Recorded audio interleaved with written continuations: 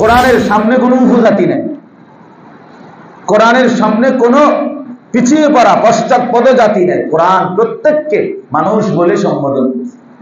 মালিককে যে সেজদা করে না, রবকে যে সেজদা করে না, লালন পালনকারীর কৃতজ্ঞতা যে স্বীকার করে না, সে অসভ্য, অভদ্র, শেষ মানুষ, শেষ গরু, ছাগল, কীট পতঙ্গ, জন্তু, জানোয়ার, এমনকি একটা খড়কুটা, এইটাও মাটির উপর থেকে যতক্ষণ পর্যন্ত নিচে না যাবে, কবরে না ঢুকবে, মাটির নিচে না ঢুকবে, উপরের সব কিছু ততক্ষণ পর্যন্ত এই ভূমিকম্প বন্ধ হবে না।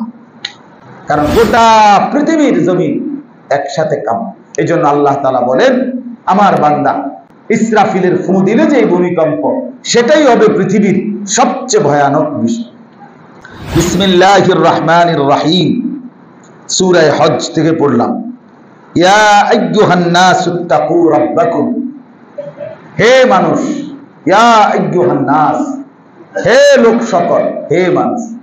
এজন্য কোরআনুল কারীম শুধু মুসলমানের হেদায়েতের কিতাব না, বিশ্ব মানবতার হেদায়েতের কিতাব। কোরআনের সম্বোধন সারা পৃথিবীকে, প্রতিটা মানুষকে। কোরআনের সামনে কোনো উপজাতি নেই, কোরআনের সামনে কোনো পিছিয়ে পড়া পশ্চাৎপদ জাতি নেই। কোরআন প্রত্যেককে মানুষ বলে সম্বোধন,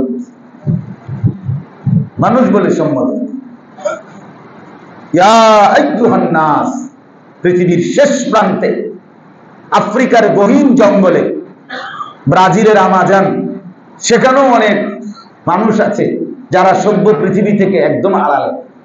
অস্ট্রেলিয়াতে এমন দ্বীপ আছে, আমি অস্ট্রেলিয়া দাওয়াত ও তাবলীগের, আমাদের বাংলাদেশের দাওয়াত ও তাবলীগের কাজ করে এমন এক মুরব্বী মুখে শুনছি, অস্ট্রেলিয়াতে এমন দ্বীপ আছে যে অঞ্চলের মানুষ, যে দ্বীপবাসী, পৃথিবীর এই যে আমরা যে আলোকোজ্জ্বল পৃথিবী, যেই সমৃদ্ধ আনন্দ বিলাসিতার এই পৃথিবীতে ভোগ করতেছি, ওরা জানেও না, এগুলা কিছুই জানে না।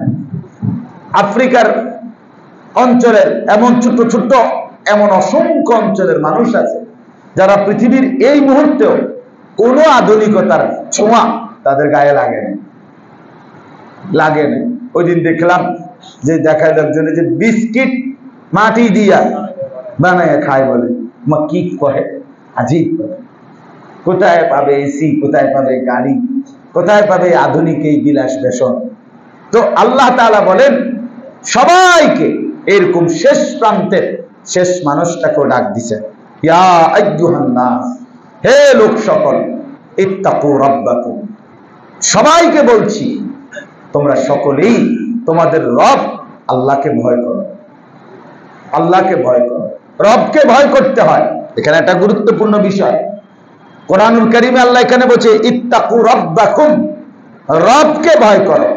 বিবেকবান, যার ন্যূনতম বিবেক আছে, সে যে তাকে লালন পালন করে, যে তাকে আদর সোহাগ করে, যে তাকে খাওয়ায় পড়ায়, যে তাকে ঘুম পাড়ায়, যে তাকে তিল তিল করে বড় করে, তাকে সে শ্রদ্ধা করে, সম্মান করে, ভালোবাসে। এটাই নিয়ম। মাকে মানুষ ভালোবাসে কেন? বাবাকে মানুষ ভালোবাসে কেন?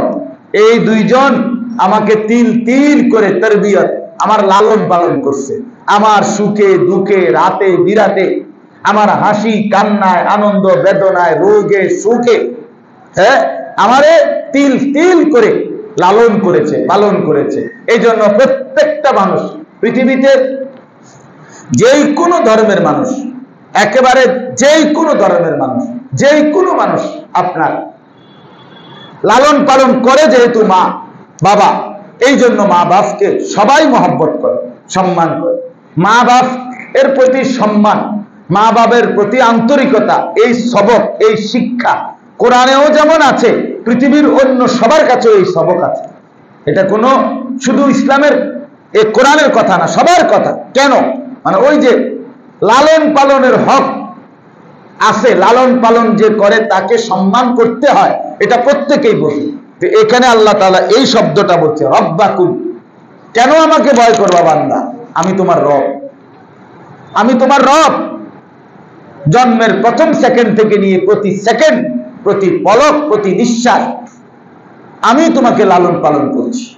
তোমার মা ঘুমায় গেছে কিছুক্ষণ, আমি ঘুমাইনি। তোমার বাপ ঘুমায় গেছে কিছুক্ষণ, আমি ঘুমাইনি। তুমি নিজে ঘুমায় গেছো, তোমার ঘুম পুরা, তোমার কান খোলা ছিল, ওখানে ফুক ঢুকতে পারতো, আমি হেফাজত করছি। তুমি ঘুমায় গেছো বান্দা, তোমার খবরও নাই, তোমার নাক কিন্তু খোলা ছিল, দুইটা ছিদ্র, এখানে নাকে পোকা ঢুকতে পারত, পোকা ঢুকতে পারত।